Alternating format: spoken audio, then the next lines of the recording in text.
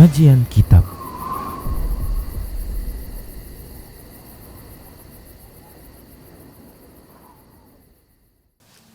Bismillah, assalamualaikum warahmatullahi wabarakatuh.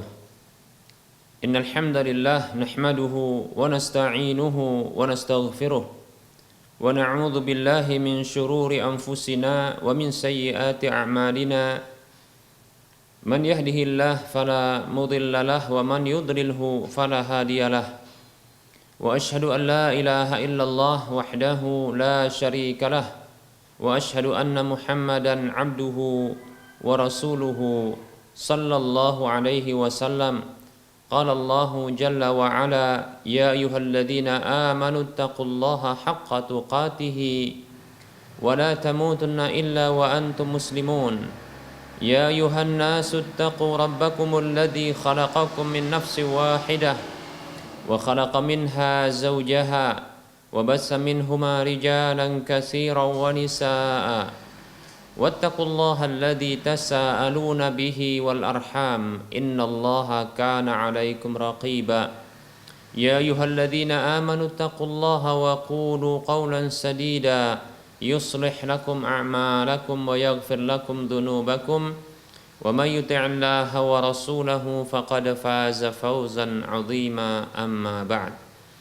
Fa inna asdaqal hadisi kitabullah wa khairal huda huda Rasulillah sallallahu alaihi wasallam wa syarral umuri muhdatsatuha wa kullu muhdatsatin bid'ah wa kullu bid'atin dhalalah wa kullu dhalalatin finnar. Para pemirsa Rosyad TV dan para pendengar Radio Medan Mengaji, semoga Allah Subhanahu wa taala memberikan kebaikan kepada kita di mana saja kita berada. Alhamdulillah, tak bosan kita senantiasa bersyukur, memuja dan memuji Allah Subhanahu wa taala atas semua nikmat yang Allah berikan kepada kita. Sebagai bentuk realisasi dari penghambaan diri kita kepada Allah Jalla wa Ala. Karena Allah Tabaraka wa Ta'ala berfirman kepada para hambanya, Allah mengatakan a'udzu billahi minasyaitonir rajim washkuru lillahi in kuntum iyyahu ta'budun. Bersyukurlah kepada Allah Subhanahu wa Ta'ala bila kalian benar-benar menghambakan diri kepadanya. Selawat dan salam tak lupa kita ucapkan untuk nabinya, Nabi tercinta Muhammad sallallahu alaihi wasallam. Semoga Allah Subhanahu wa taala menjadikan kita sebagai hamba-hambanya yang taat kepada Rasulnya, yang dengan itu menjadi kunci masuk surga. Karena Nabi kita tercinta Muhammad sallallahu alaihi wasallam bersabda, "Man ata'ani dakhalal jannah." Hadis riwayat Muslim. Siapa saja yang taat kepadaku maka dia masuk surga. Para hamba Allah rahimani wa rahimakumullah, kita lanjutkan pembahasan kitab Minhajul Muslim di bab yang kedua tentang adab, dan kita memasuki pembahasan subjudul baru terkait dengan adab terhadap karib kerabat.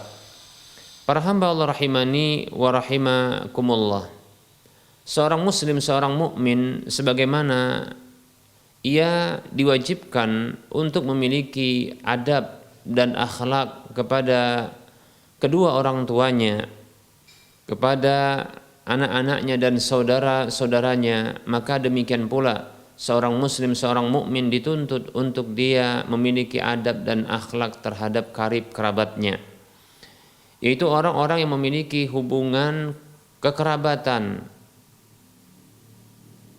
hubungan kerahiman dengan dirinya. Para hamba Allah rahimani wa rahmakumullah, maka seorang mukmin dia akan berinteraksi yang baik, berbuat baik ya kepada paman dan bibi, yaitu saudara-saudari dari ayah maupun ibunya. Demikian pula dia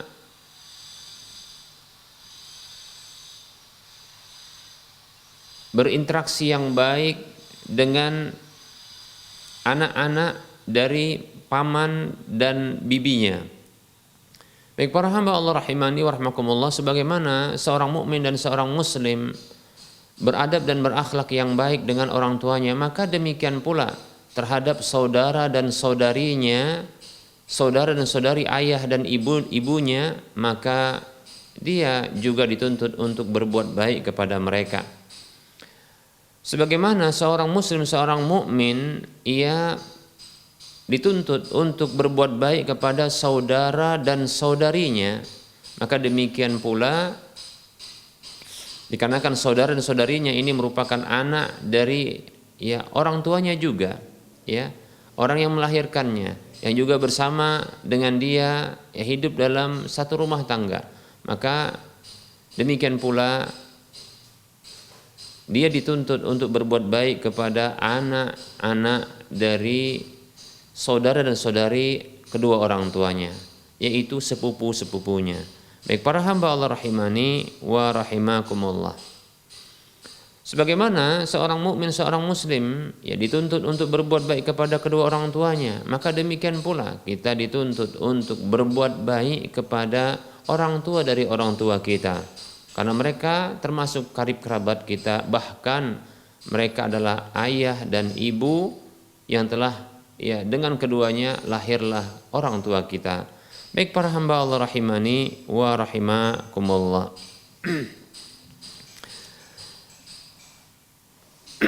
Hal ini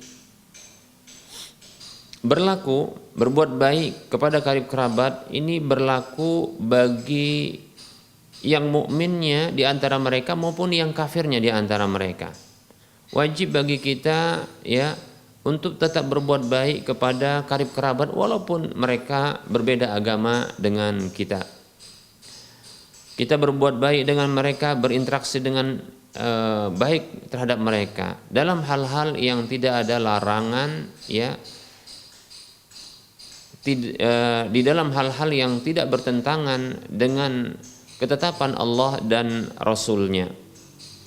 Mungkin sebahagian kaum muslimin mereka menyadari silaturahim, berbuat baik, menyambung hubungan baik dengan karib kerabat, mereka memandang hanyalah terhadap dengan karib kerabat yang seagama dengan mereka, yang hanya beragama Islam seperti dirinya. Adapun kepada karib kerabat yang kafir, maka mereka mengabaikannya, karena perbedaan agama. Maka kita katakan bukanlah sebuah larangan kita berbuat baik, bahkan bersilaturahim dengan mereka, bahkan diwajibkan untuk bersilaturahim dengan mereka, yaitu karib kerabat yang kafir juga, demikian, karena mereka terhitung karib kerabat, walaupun mereka beragama yang beda dengan kita. Kalaulah karena kekhawatiran untuk jatuh kepada ritual-ritual keagamaan, demikian pula hal-hal yang menyimpang, yang bertentangan dengan agama kita, maka ketahuilah bersilaturahim dengan tidak mengindahkan aturan agama dengan saudara-saudara yang sesama muslim pun bisa jatuh kepada pelanggaran terhadap ketetapan agama, demikian. Contohnya kita katakan bersilaturahim dengan karib kerabat yang muslim, tapi mereka ketika mengundang kita, mereka melakukan kegiatan-kegiatan maksiat, seperti contohnya mengadakan musik-musik, begitu juga barangkali mereka menuangkan minuman-minuman keras di hidangan-hidangan tersebut, sangat mungkin. Maka tetap saja kita tidak boleh untuk berinteraksi dengan kemaksiatan yang mereka lakukan, walaupun mereka muslim. Nah, kalau kita bersilaturahim dengan orang kafir dari karib kerabat kita, namun tidak ada pelanggaran di sana, maka tetap saja disyariatkan. Demikian para hamba Allah rahimani wa rahimakumullah. Interaksi yang baik dengan karib kerabat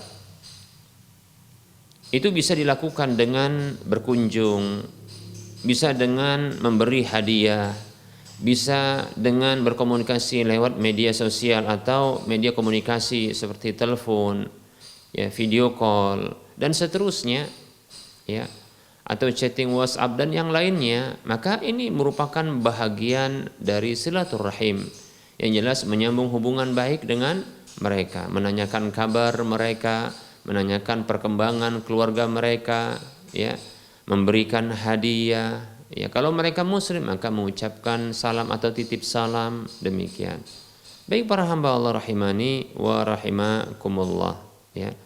Maka dianjurkan bagi kita, bahkan ya disyariatkan dalam agama kita, ya, untuk menghormati yang senior di antara mereka, kemudian menyayangi yang junior di antara mereka, mengunjungi orang yang sakit di antara mereka, bertakziah terhadap orang-orang yang tertimpa musibah di antara mereka, ya, menyambung hubungan baik dengan mereka walaupun mereka memutuskan, ya, silaturahim dari kita. Berbuat baik dengan ucapan kepada mereka, ya, memperlembut ucapan dengan mereka walaupun mereka, ya, berlaku kasar kepada kita, ya, bahkan berbuat zalim kepada kita, demikian. Baik para hamba Allah rahimani wa rahmakumullah, itu semua tuntutan dalam agama kita yang dianjurkan, ya, oleh Allah Subhanahu wa taala lewat lisan Rasulullah SAW, yang ditetapkan dan disyariatkan oleh Allah Subhanahu wa taala lewat lisan Rasulullah sallallahu alaihi wasallam, baik itu yang tertuang dalam Al-Qur'an maupun hadis Nabi sallallahu alaihi wasallam. Di antaranya adalah firman Allah Subhanahu wa taala di dalam surah An-Nisa yang memerintahkan kita untuk menyambung tali silaturahim. Surah An-Nisa ayat yang pertama, ayat 1, Allah Subhanahu wa taala berfirman, a'udzu billahi minasyaitonir rajim. Wattaqullaha alladzi tasaaluna bihi wal arham. Allah berfirman yang artinya bertakwalah kepada Allah Subhanahu wa taala yang dengannya kalian saling meminta, dan sambunglah tali silaturahim. Perintah Allah Subhanahu wa taala, ya, untuk menyambung tali silaturahim. Demikian pula firman Allah Subhanahu wa taala dalam surah Al-Ahzab ayat 6 yang menunjukkan begitu pentingnya, begitu utamanya untuk menyambung tali silaturahim, ya, ketimbang berbuat baik kepada yang lainnya. Baik para hamba Allah rahimani wa rahimakumullah, Allah Subhanahu wa taala berfirman, a'udzu billahi minasyaitonir rajim. Wa ulul arhami ba'duhum aula bi ba'din fi kitabillah wa ulul arhami ba'duhum aula bi ba'din fi kitabillah. Surah Al-Ahzab ayat 6 Allah mengatakan, dan orang-orang yang memiliki hubungan kerahiman, yaitu karib kerabat, sebahagian mereka itu lebih utama terhadap sebahagian yang lainnya, ya, di dalam kitabullah. Hal itu ditetapkan dalam kitabullah Al-Quran, ya, tentang keutamaan ulul arham, yaitu karib kerabat, orang-orang yang memiliki hubungan kerahiman, ya, dengan kita, untuk kita utamakan. Baik para hamba Allah rahimani wa rahimakumullah, ketahuilah Allah Subhanahu wa taala mengiringkan di dalam Al-Qur'an pemutusan tali silaturahim itu diiringkan dengan dosa membuat kerusakan di permukaan bumi ini, ya. Itu menunjukkan begitu besarnya, ya, pelanggaran tersebut, yaitu memutuskan tali silaturahim, ya, memutuskan hubungan baik dengan orang-orang yang memiliki hubungan kekerabatan dengan kita. Allah Subhanahu wa taala berfirman dalam surah Muhammad ayat 22, Allah mengatakan, a'udzu billahi minasyaitonir rajim. Fahal asaitum in tawallaitum an tufsidu fil ardi wa tuqatti'u arhamakum. Maka apakah, ya, kalian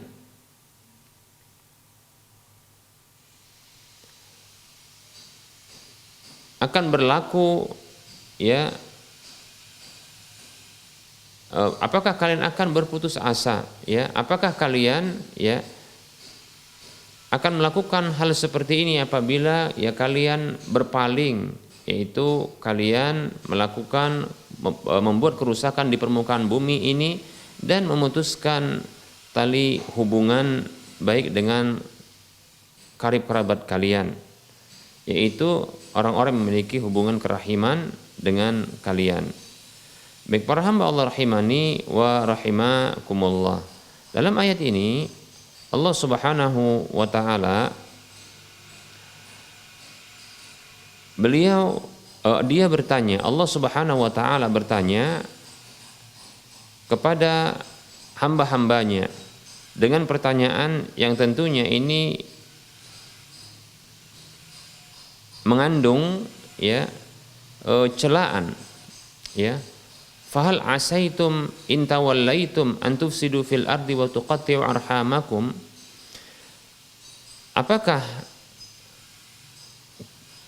kalian apabila kalian diberikan kekuasaan, andaikan kalian diberikan kekuasaan di permukaan bumi ini, tentunya kalian akan membuat kerusakan di permukaan bumi ini dan kalian memutuskan kerahiman, yaitu hubungan kekeluargaan kalian. Baik, ini pertanyaan yang tentunya mengandung celaan Allah Subhanahu wa taala kepada hamba-hamba yang memiliki kekuasaan. Baik para hamba Allah rahimani wa rahmakumullah. Nah, ayat ini juga sebagai teguran kepada kita tatkala kita diberikan kekuasaan oleh Allah, seperti contohnya kekuasaan harta, ya.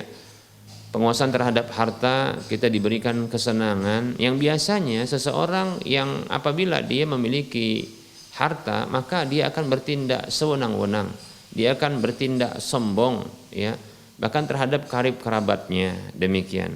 Maka Allah Subhanahu wa taala tegur manusia yang mereka yang diberikan salah satu bentuk kekuasaan oleh Allah Subhanahu wa taala, lantas dia berbuat kerusakan di permukaan bumi ini, berbuat sewenang-wenang, sesuka hatinya, dikarenakan dia memiliki sesuatu kelebihan di antara manusia yang lainnya. Kemudian Allah juga tegur orang-orang yang memiliki kelebihan yang Allah lebihkan di permukaan bumi ini, selain dia membuat kerusakan, dia juga memutuskan tadi silaturahim, orang-orang yang memiliki hubungan baik dengan dirinya. Baik para hamba Allah rahimani wa rahmakumullah, dalam ayat yang lain Allah Subhanahu wa taala perintahkan untuk memberikan hak karib kerabat. Dalam surah Ar-Rum ayat 38 Allah Subhanahu wa taala berfirman, A'udzu billahi minasyaitonir rajim, fa'ati dzal qurba haqqahu wal miskina wa banas sabili dzalika khairul lil ladzina yuriduna wajhallahi wa ulaika humul muflihun. Allah Subhanahu wa taala berfirman, maka berikanlah hak kepada karib kerabat, orang-orang miskin, ibnu sabil, yaitu orang yang terputus dalam perjalanannya, yaitu terputus bekalnya dalam perjalanannya. Itu lebih baik bagi orang yang menginginkan wajah Allah Subhanahu wa taala, dan mereka adalah orang-orang yang beruntung. Baik para hamba Allah rahimani wa rahimakumullah. Sungguh kita ingin jadi orang yang beruntung. Sungguh kita ingin mendapatkan hal yang untung. Sungguh kita takut tidak untung. Lebih-lebih para pedagang. Jangankan pedagang, orang-orang yang bekerja sebagai karyawan saja, mereka takut kalimat tidak untung, yaitu kalimat rugi, Demikian. Yang mereka inginkan, yang mereka selalu harapkan adalah kondisi untung, beruntung. Demikian. Baik para hamba Allah rahimani wa rahimakumullah. Nah, kita dapatkan sebagian saudara kita begitu bersemangat, dengan ikhlasnya mengharapkan wajah Allah kelak di surga, bertemu dengan Allah, Ketika dia di dunia, dia bersemangat untuk berbuat baik kepada fakir, miskin. Begitu juga orang-orang yang terputus bekalnya di dalam perjalanannya, Bahkan Masya Allah kita dapatkan sampai dibuat video-video khusus, kita dapatkan orang-orang yang berbuat baik kepada orang lain, orang-orang yang berbuat baik kepada orang-orang yang tidak memiliki hubungan kekerabatan dengan dirinya, orang yang terputus bekalnya agar bisa sampai kepada tujuannya, maka diberikan sebahagian harta. Itu divideokan. Ya, berbagi kepada sesama, ya kepada orang yang miskin, orang yang fakir, ya itu dibagikan. Ketahuilah dalam ayat ini para hamba Allah rahimani warahmatullah, ketika Allah Subhanahu wa taala perintahkan untuk memberikan hak kepada orang yang punya hak, ya, itu Allah dahulukan. Tentunya sebelumnya adalah didahulukan hak Allah, kemudian hak Rasulnya, kemudian hak orang tua. Nah, setelah itu baru Allah Subhanahu wa taala perintahkan kita untuk memberikan hak kepada karib kerabat terlebih dahulu sebelum berbuat baik memberikan hak kepada fakir miskin. Baik para hamba Allah rahimani wa rahimakumullah. Ya.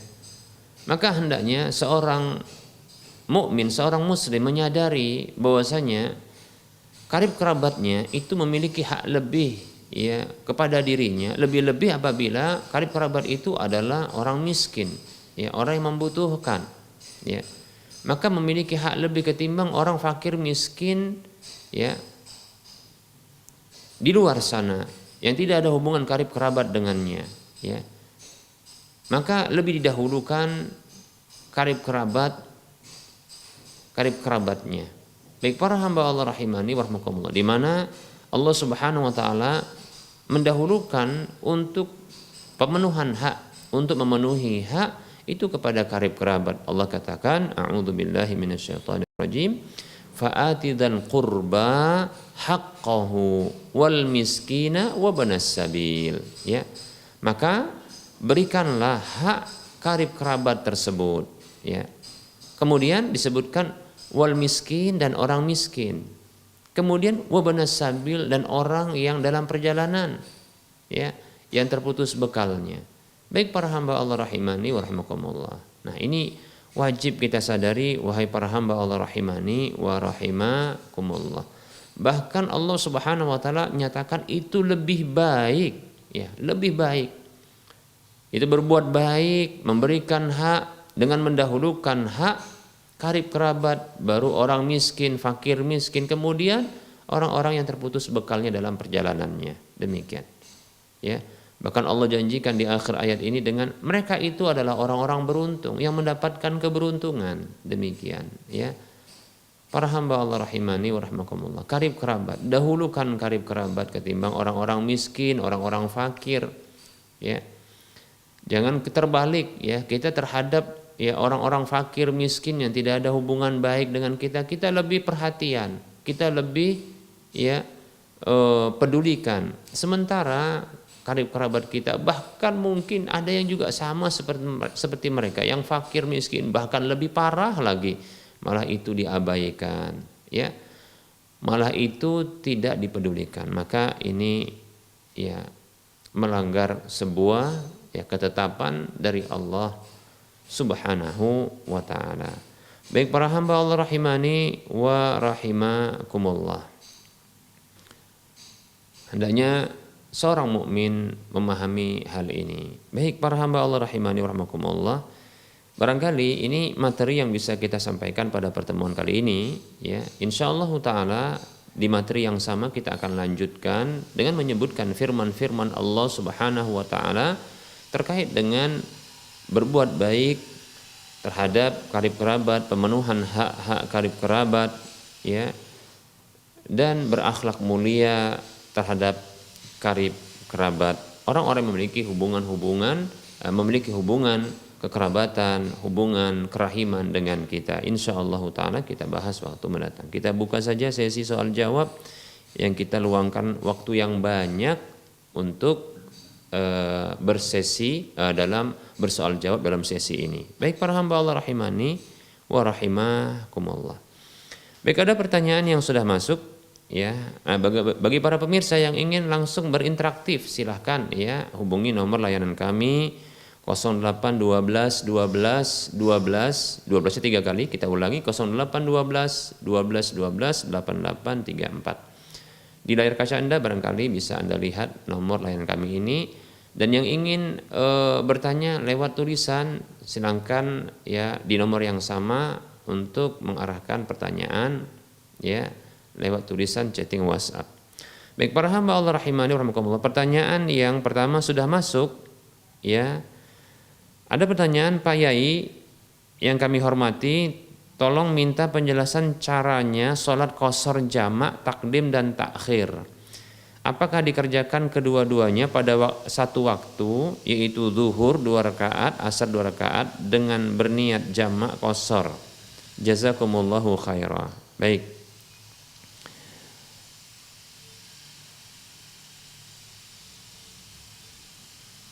Bismillah. Salat jamak dan qashar kita akan jelaskan, walaupun ini pernah berulang ya pertanyaannya, ini sudah kesekian kalinya, tidak mengapa kita ulangi kembali ya. Jamak qashar ya, jamak qashar atau qashar jamak. Kita akan memberikan penjelasan dulu terhadap istilah ini. Jamak artinya penggabungan ya, yaitu penggabungan 2 salat ya di satu waktu sholat, yaitu di waktu yang pertama disebut dengan jamak takdim, atau di waktu yang kedua jamak takhir disebut dengan jamak takhir. Baik, penggabungan ya 2 sholat ini hanya berlaku bagi zuhur dan asar ya, zuhur dan asar, begitu juga maghrib dan isya. Tidak berlaku bagi asar dan maghrib, begitu juga isya dan subuh. Demikian pula tidak berlaku subuh dengan zuhur. Ini hanya berlaku bagi sholat 2 sholat saja, yaitu zuhur dan asar, kemudian maghrib dengan isya. Bisa dilakukan di waktu yang pertama, disebut dengan jamak takdim. Contohnya seperti pelaksanaan sholat zuhur dengan asar di waktu zuhur, demikian. Begitu juga pelaksanaan sholat maghrib dengan isya di waktu maghrib, itu disebut dengan jamak takdim. Bisa juga dilakukan di jamak takhir, yaitu penggabungan sholat di waktu yang terakhir, yaitu waktu kedua. Seperti contohnya adalah menggabungkan sholat zuhur dengan asar di waktu asar. Begitu juga menggabungkan sholat maghrib dengan isya di waktu isya, demikian. Adapun qashar, istilah qashar artinya adalah memendekkan sholat, yaitu memendekkan sholat yang 4 rakaat ya itu menjadi 2 rakaat. Tidak berlaku bagi sholat-sholat yang berjumlah rakaat yang lainnya, seperti 3 rakaat maghrib, begitu juga subuh 2 rakaat, demikian. Hanya yang 4 rakaat, yaitu sholat zuhur cuma 2 rakaat, tadinya 4, begitu juga asar yang tadinya 4 menjadi 2 rakaat, begitu juga isya, demikian. Jadi qashar hanya berlaku bagi sholat-sholat yang 4 rakaat. Bagaimana cara melakukan sholat qashar sekaligus jamak dan qashar? Perlu diketahui, jamak dan qashar dilakukan ini hanya khusus bagi orang yang safar saja, yaitu orang yang telah menempuh jarak sekitar 85 km bagi sebagian madhab, seperti madhab Syafi'i dan madhab Hambali. Ini pendapat yang kuat, wallahu ta'ala alam. Bagaimana contohnya? Contohnya seperti seseorang yang berangkat safar, lalu dia ingin melakukan sholat jamak qashar di waktu yang pertama, maka melakukan sholat zuhur dengan asar digabungkan di waktu zuhur, maka qomat dulu untuk sholat zuhurnya, lalu sholat 2 rakaat, lalu salam, kemudian bangkit lagi, qomat lagi untuk sholat asarnya, ya, kemudian sholat 2 rakaat, itu di waktu zuhur sekaligus. Ini asal sunnahnya. Namun boleh ya bila ada satu keperluan ya itu untuk menjedanya. Jadi dijeda tidak mengapa ya. Asalkan masih di satu waktu, namanya juga disebut dengan jamak ya. Demikian ya. Boleh jeda, seperti contohnya habis sholat zuhur ya makan dulu karena lapar ya, baru nanti setelah makan baru sholat asar, demikian ya. 2 rakaat asarnya, demikian. Seperti itu. Ini pendapat mazhab Ibnu Taimiyah rahimahullahu taala. Begitu juga sholat maghrib dengan isya ya di waktu maghrib ya dengan cara di jamak qasar, digabungkan dan di qasar, dipendekkan, yaitu qomat dulu untuk sholat maghribnya, sholat 3 rakaat lalu salam, kemudian bangkit lagi untuk ya qomat untuk sholat isya, kemudian sholat isya 2 rakaat salam, demikian. Sudah, kalau mau zikir dipersilakan. Ini disebut dengan jamak qasar jamak takdim, demikian. Bagaimana qasar jamak takhir? Kita contohkan seperti ini.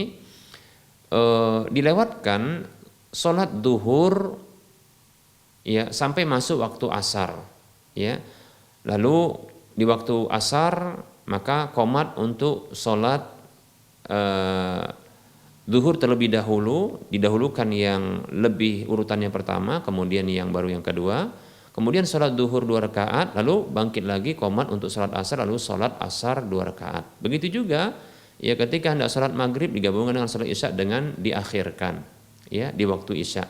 Maka dilewatkan waktu maghrib terlebih dahulu karena safar ya, kemudian qomat untuk sholat maghrib, lalu sholat maghrib 3 rakaat di waktu isya ya, kemudian bangkit lagi setelah salam dari sholat maghrib, bangkit untuk qomat sholat isya, lalu sholat isya 2 rakaat, demikian ya. Wallahu ta'ala a'lam. Baik, silakan pemirsa yang ingin berinteraktif lewat telepon. Baik, dengan siapa di mana?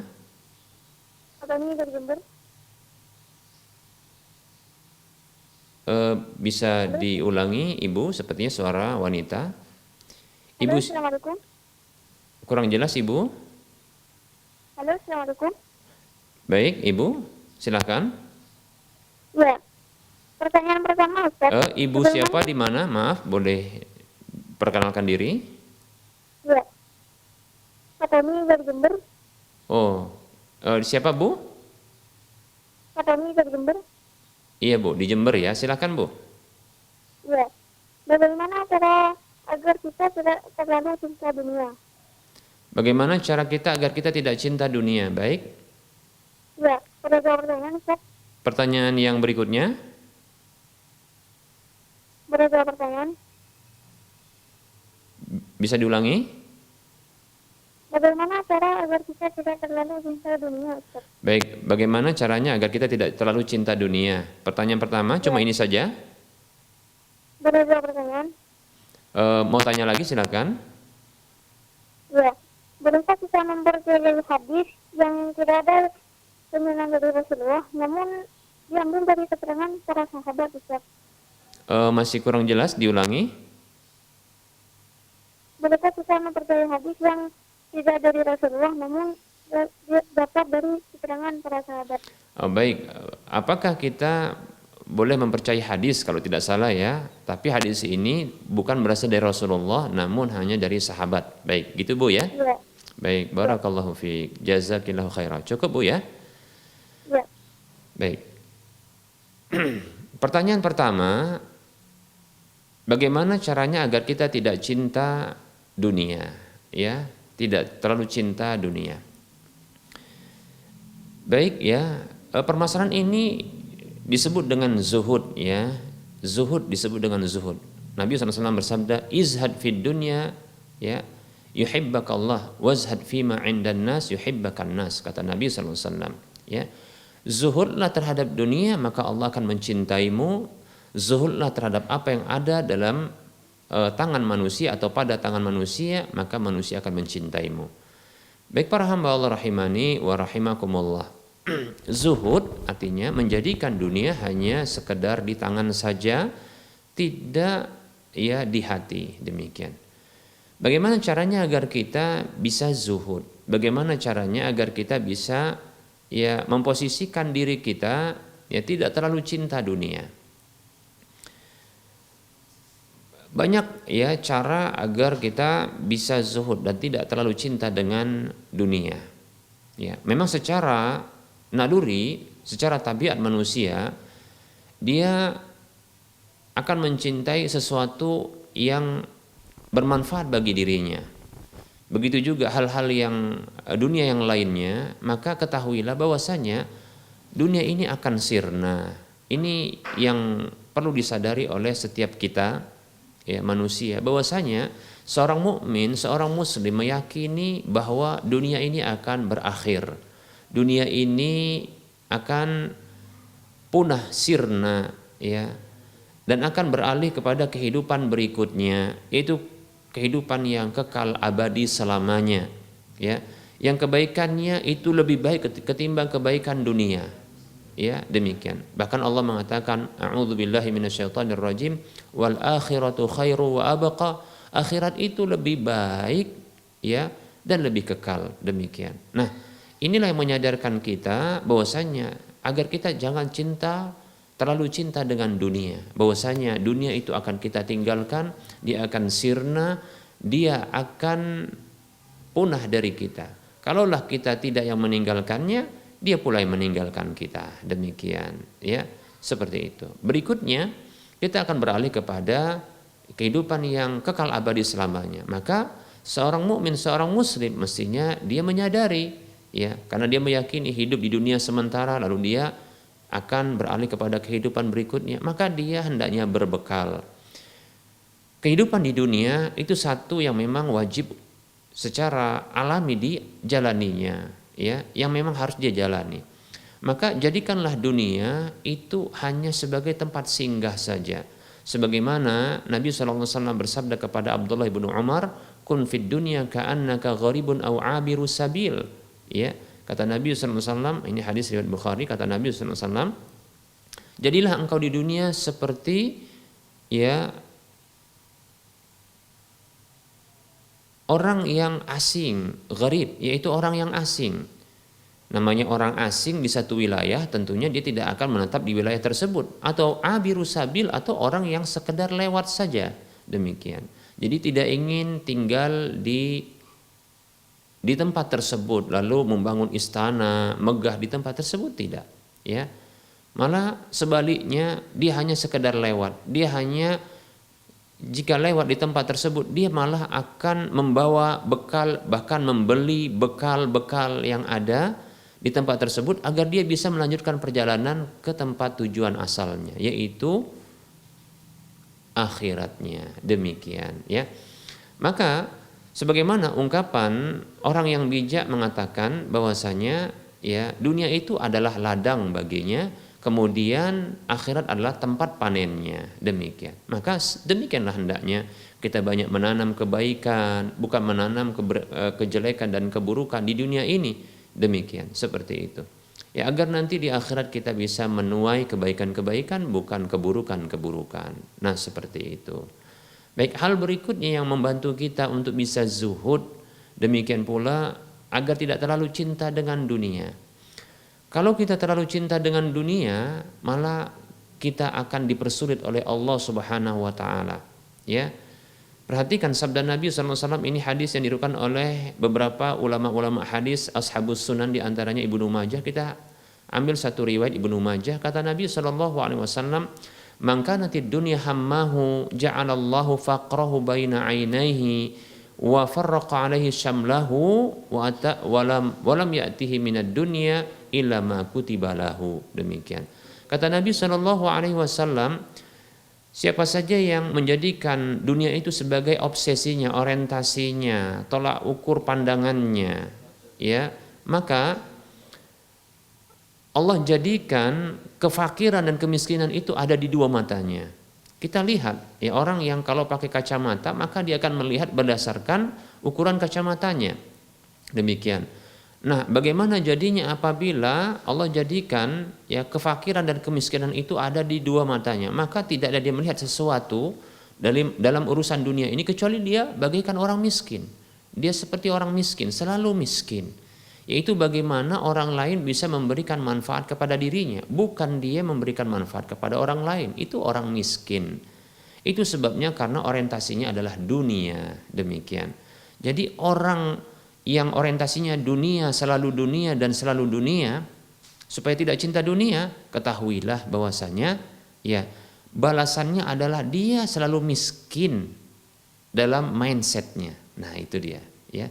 Jadi ini kerugian bagi orang yang kalau dia terlalu cinta dunia, demikian. Nah, seperti itu. Bahkan menjadi orientasinya dunia. Bukan hanya itu, bahkan kata Rasulullah SAW, wa farraqa alaihi syamlahu, Allah cerai beraikan urusannya.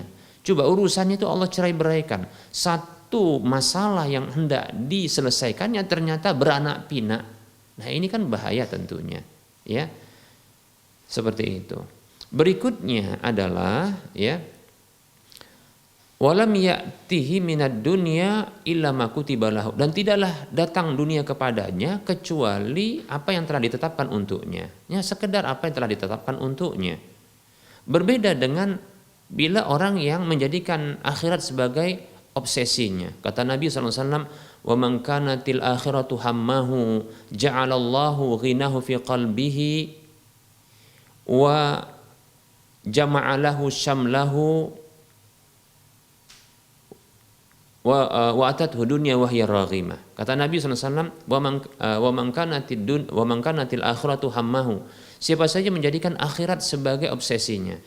Nah ini motivasi bagi kita untuk tidak cinta dunia, bahkan sebaliknya kita cinta akhirat. Ya.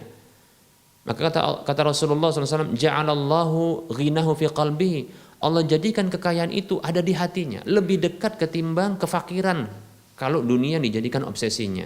Di kedua matanya kalau obsesinya dunia. Kalau obsesinya akhirat maka lebih dekat, yaitu kekayaan itu ada di relung-relung hatinya. Masya Allah, sangat dekat sekali. Maka dia tidak mengambil manfaat dari orang lain, bahkan dia memberikan manfaat dirinya kepada orang lain. Bukankah Rasul pernah bersabda, ya, khairun nasi anfa'uhum linnasi, manusia terbaik adalah orang yang memberikan manfaat kepada orang lain. Demikian, seperti itu. Kemudian apa keuntungan berikutnya ketika menjadikan akhirat sebagai obsesinya, ya? Wa jama'alahu syamlahu, urusannya dikumpulkan oleh Allah. Allah mengumpulkan urusannya.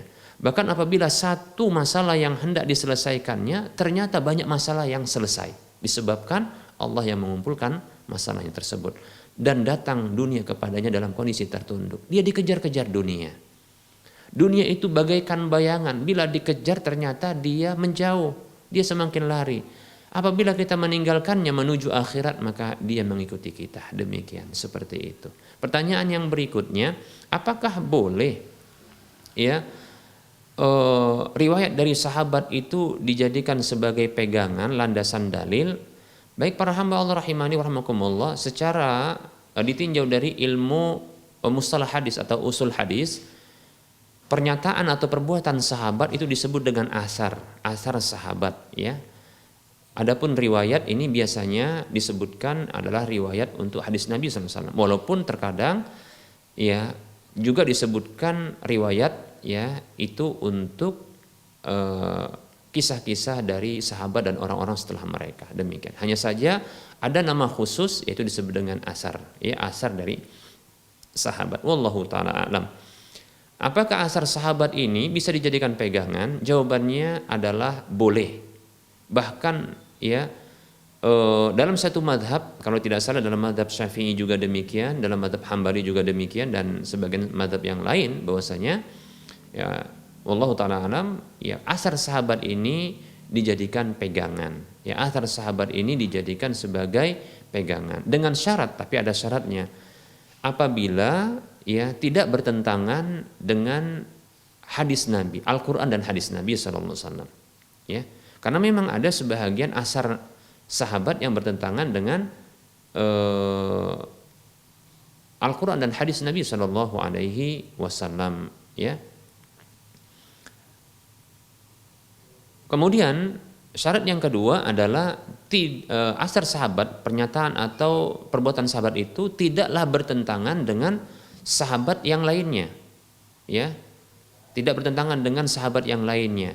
Nah, apabila bertentangan, maka kita boleh memilih, ya, manakah pendapat dari sahabat-sahabat tersebut yang lebih dekat dengan kebenaran, ya, sesuai dengan Al-Quran dan hadis Nabi Shallallahu Alaihi Wasallam. Demikian, seperti itu. Kemudian yang ketiga syaratnya adalah antar sahabat tersebut, ya, itu tidak dibatalkan oleh sang sahabat itu sendiri, ya, karena memang ada sebagian sahabat yang ternyata rujuk dari perkataannya. Demikian. Wallahu ta'ala alam, ini sebagian syarat yang dijadikan ya sebagai syarat untuk bolehnya, bahkan untuk dijadikannya pendapat atau perbuatan sahabat itu sebagai dalil, sebagai hujjah. Wallahu ta'ala alam. Semoga bisa dipahami. Baik, ada penanya berikutnya, silahkan yang ingin bertanya langsung lewat telepon. Dari siapa, di mana?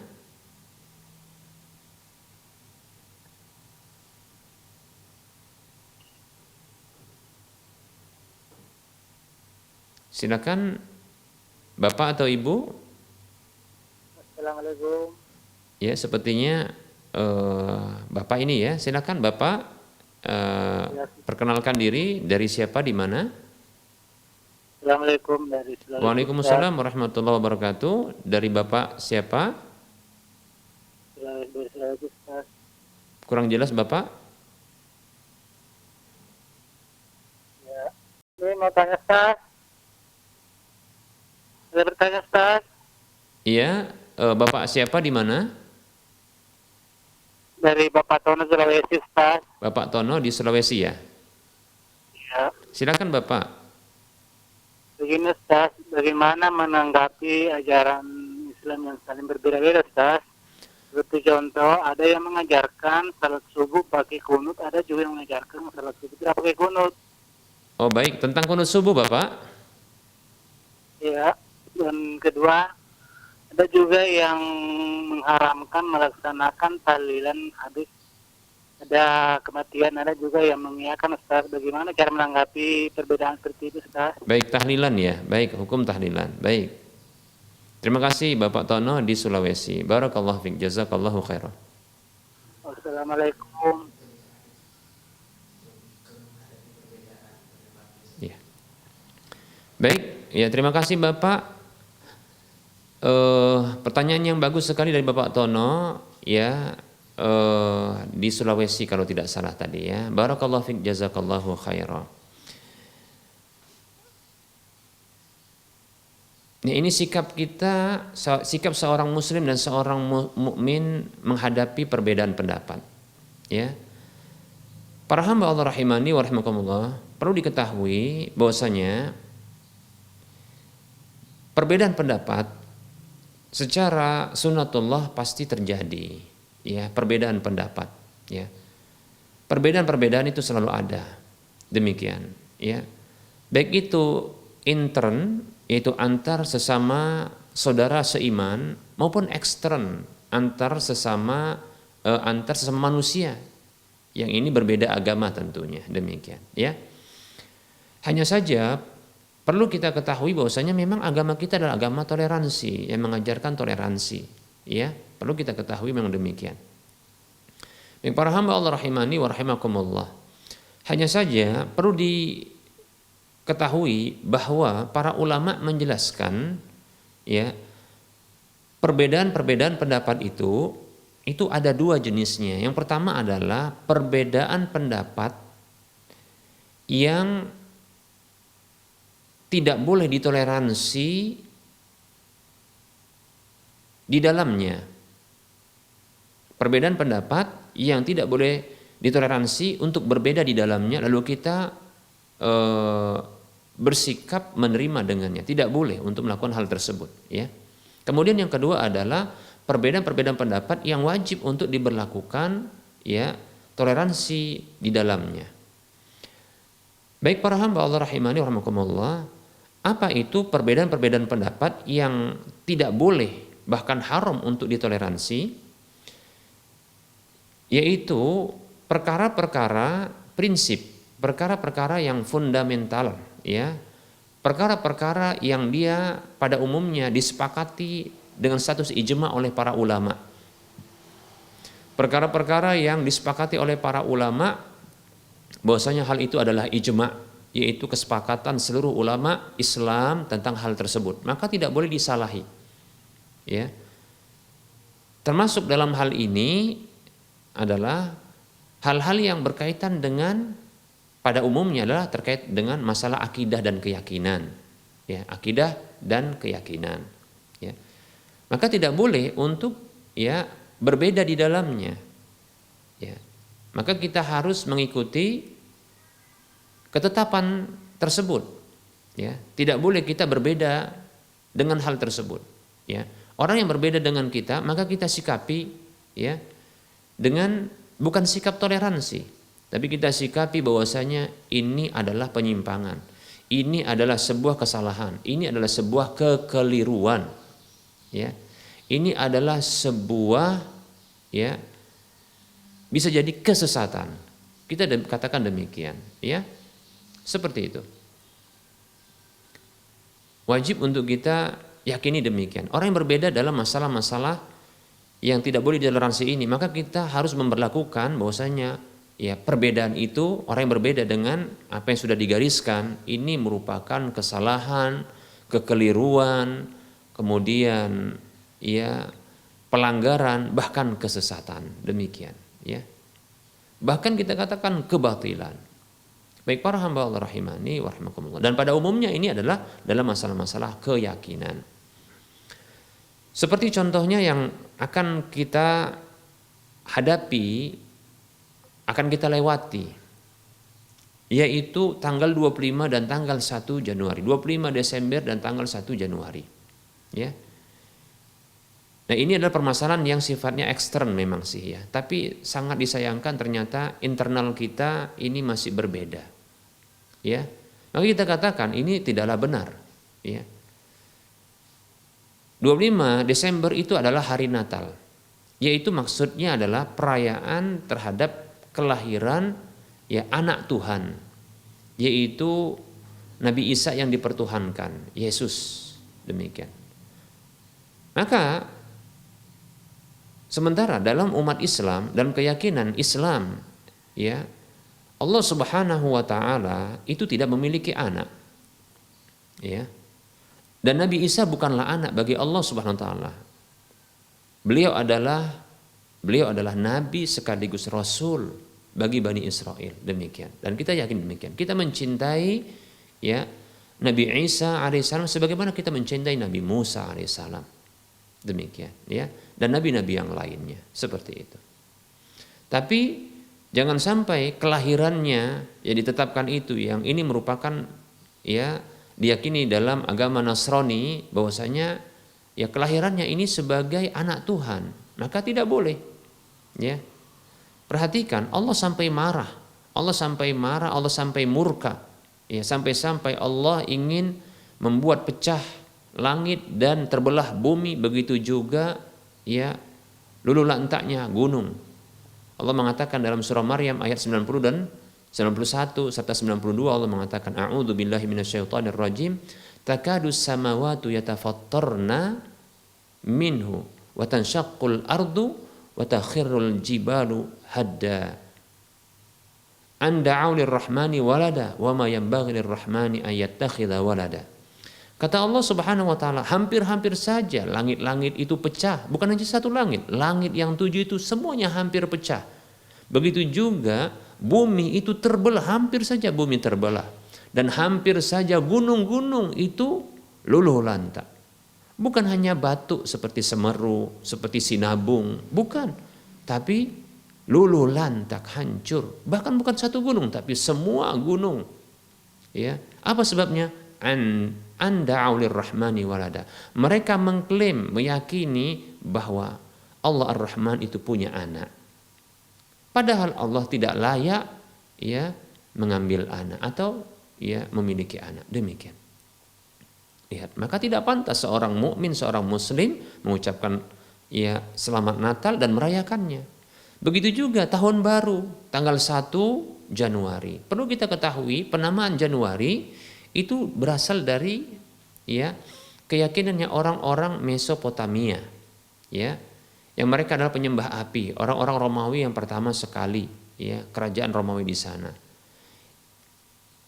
Yang merayakannya pertama sekali adalah Julius Kaisar, ya, tatkala dia diangkat menjadi kaisar ketika itu, ya. Nah, dia merayakan tahun baru yang pertama, ya, di tahun 45 sebelum Masehi. Baik para hamba Allah rahimani wa rahimakumullah. Nah, Kenapa dipilih 1 Januari? Karena 1 itu adalah pertama. Dan kenapa Januari diambil dari dewa Janus? Janus itu adalah dewa yang bermuka 2, yang menatap ke depan dan ke belakang. Dan dia adalah dewa permulaan, dewa pertama. Maka untuk penanggalan pertama mereka sebut Januari, diambil dari kata Janus, demikian. Baik. Ya. Keyakinannya adalah bahwasanya dewa tersebut menatap ke depan ini adalah untuk tahun depan. Menatap ke belakang itu adalah tahun yang sebelumnya. Demikian. Tanggal 1 Januari. Demikian. Ini menurut keyakinan orang-orang penyembah api, penyembah berhala.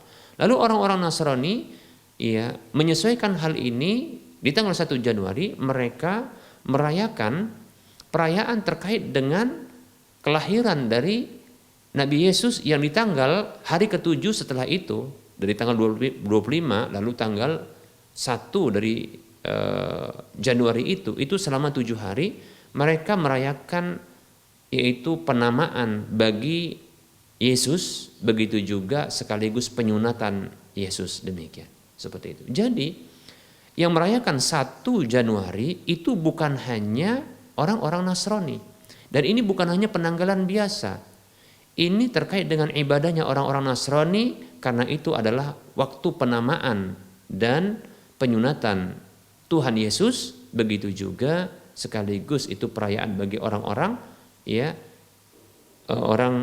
penyembah berhala Romawi, demikian. Baik para hamba Allah rahimani wa rahmakumullah, maka tidak layak tidak layak seorang muslim itu merayakan dan mengucapkan selamat tahun baru, demikian. Dan hal-hal keyakinan yang lainnya seperti dinyatakan semua agama sama, ini kekufuran, tidak benar. Ya, seperti diyakini juga diantaranya bahwa ada nabi setelah Nabi Muhammad SAW, ini keyakinan seperti itu para muslim rahimani wa rahmakumullah. Maka tidak benar kita bertoleransi dalam hal ini. Maka tidak ada toleransi dalam hal ini. Demikian pula dalam contohnya bahwasanya saat ini adalah periode Mekah sehingga tidak wajib sholat 5 waktu. Ya, ini kita katakan pelanggaran terhadap ijma' para ulama. Ini tidak boleh kita berbeda dalam hal ini, dan tidak boleh kita toleransi perbedaan dalam hal ini, seperti itu. Adapun yang kedua, perbedaan pendapat yang wajib untuk ditoleransi, yang pada umumnya adalah perbedaan pendapat dalam masalah fikih yang disebut oleh para ulama disebut dengan permasalahan ijtihadiyah, permasalahan ijtihad, maka wajib untuk toleransi. Di antaranya adalah permasalahan tadi yang ditanyakan oleh Bapak Tono di Sulawesi, yaitu terkait dengan kunut subuh. Para ulama mereka berbeda pendapat menjadi 4. Pertama adalah mazhab Abu Hanifah yang mengatakan bahwasanya kunut subuh itu adalah perkara baru dalam agama. Kemudian pendapat yang kedua, pendapat Imam Asy-Syafi'i yang mengatakan bahwasanya kunut subuh itu sunnat. Kemudian ingat sunat bukan wajib. Kemudian pendapat yang ketiga adalah pendapat Imam Ahmad yang mengatakan bahwasanya kunut subuh itu adalah tidak disyariatkan karena hadisnya dhaif. Kalaupun hadisnya sahih itu diarahkan kepada kunut nazilah. Kemudian pendapat yang keempat adalah pendapat Abdullah bin Mubarak yang mengatakan bahwasanya tidak mengapa kunut subuh. Silakan mau ditinggalkan, silakan mau dikerjakan. Demikian. Semuanya ulama-ulama ini adalah ulama Ahlus Sunnah wal Jamaah, demikian. Maka wajib bagi kita untuk berlapang dada toleransi dengan perbedaan pendapat tersebut. Silakan memilih Mau kunut subuh silakan bermadzhab dengan mazhab Syafi'i, demikian. Kalau mau tidak kunut subuh ini silahkan berpendapat seperti pendapatnya Imam Ahmad atau Imam Abu Hanifah. Imam Abdullah bin Mubarak mengatakan silakan, tidak mengapa kunut subuh atau tidak kunut subuh, demikian. Wallahu taala alam. Hendaknya kita berlapang dada dalam perbedaan yang bisa ditoleransi. Pertanyaannya barangkali seperti ini. Bagaimana kita bisa mengetahui ini perbedaan pendapat yang boleh ditoleransi? Karena ini masalah prinsip. Kemudian ini perbedaan pendapat yang boleh ditoleransi karena permasalahan ijtihad. Bagaimana kita mengetahuinya? Terus belajar. Kita semua wajib untuk belajar, demikian. Mungkin kita dulu kaku, namun sekarang Setelah kita mengetahui ilmunya, kita kembali tidak kaku. Demikian. Wallahu ta'ala alam. Karena sudah masuk waktu sholat duhur untuk wilayah Medan dan sekitarnya, mohon maaf ya kepada para pemirsa dan para pendengar sekalian, ya, karena harus kita tutup kajian kita ini. Tentunya dalam penyampaian ini banyak kesalahan dan kekurangan. Kepada Allah saya mohon ampun, dan kepada para pemirsa dan para pendengar seluruhnya saya mohon maaf. Ya, kebenaran maka ambillah, kesalahan, kekurangan, keliruan maka tinggalkanlah.